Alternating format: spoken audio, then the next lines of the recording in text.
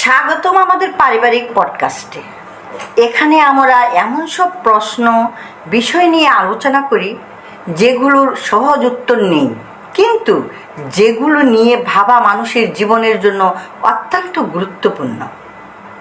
আজকের পর্বের বিষয়, মানুষ আসলে কি চায়, স্বাধীনতা নাকি নিরাপত্তা? Does man really want freedom, or does he secretly prefer the comfort of safety? What does man truly long for?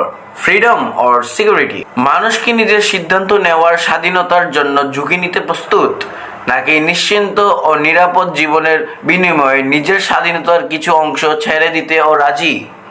ইতিহাস, দর্শন, ধর্ম এবং সাহিত্য সবখানে এই প্রশ্নের গভীর প্রতিধ্বনি শোনা যায়। আজ আমরা এই চিরন্তন দ্বন্দ্বকে আলোচনা করব দ্য ব্রাদার্স কারামাজোভের সবচেয়ে বিখ্যাত অধ্যায় দ্য গ্র্যান্ড ইনকুইজিটর অবলম্বনে।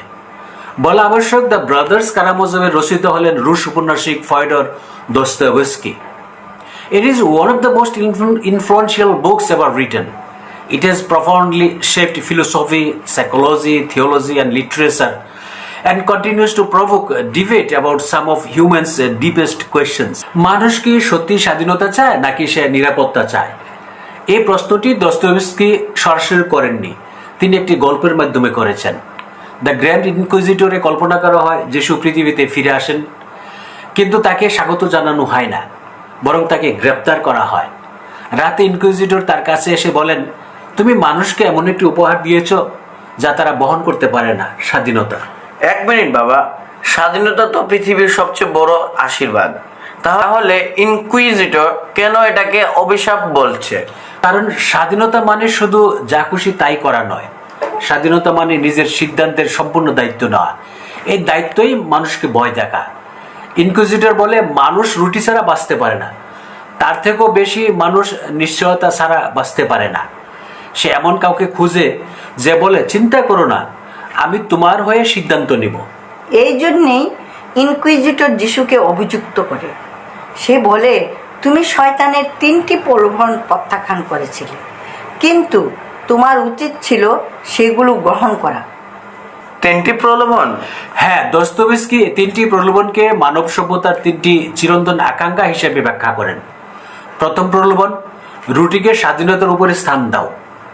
ইনকুইজিটর বলে, ক্ষুধার্ত মানুষ স্বাধীনতা বুঝে না, আগে তাকে রুটি দাও, তারপর সে তোমার দাস হয়ে যাবে। আজও কি তাই নয়? কেউ যদি বলে, আমি তোমাকে চাকরি দেব, খাবার দেব, নিরাপত্তা দেব, তবে প্রশ্ন করা যাবে না, অনেকেই রাজি হয়ে যায়। বাংলাদেশেই বিগত ফ্যাসিস্ট আমলে আমরা দেখেছি অনেক চৌকস সেনা কর্মকর্তারা পর্যন্ত গুম, খুন, হত্যার সঙ্গে নিজেদেরকে জড়িয়ে ফেলে। তাহলে মানুষ কি স্বাধীনতা বিক্রি করে দেয়?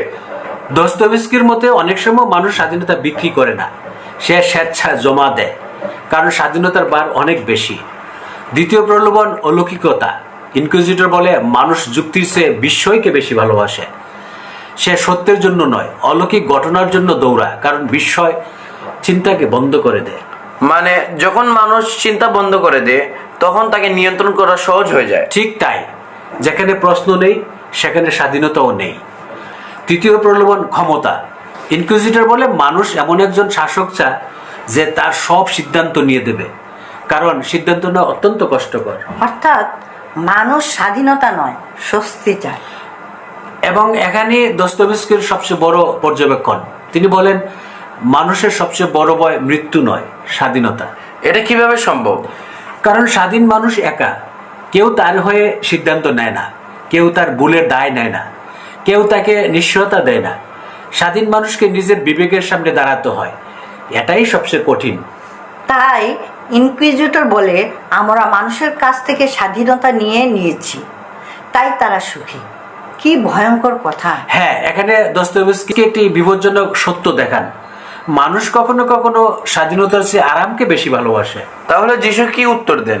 এটাই পুরো অধ্যায়ের সবচেয়ে আশ্চর্য অংশ। যিশু একটি শব্দ বলেন না, তিনি কোনো তর্ক করেন না, কোনো দর্শন ব্যাখ্যা করেন না, শুধু তিনি বৃদ্ধ ইনকুইজিটরের কপালে একটি চুম্বন দেন। কেন? কারণ দস্তয়েভস্কি বোঝাতে চান, ভালোবাসা এমন এক সত্য যা যুক্তির চেয়েও গভীর। ইনকুইজিটর শক্তিতে বিশ্বাস করে, যিশু স্বাধীন ভালোবাসা বিশ্বাস করেন।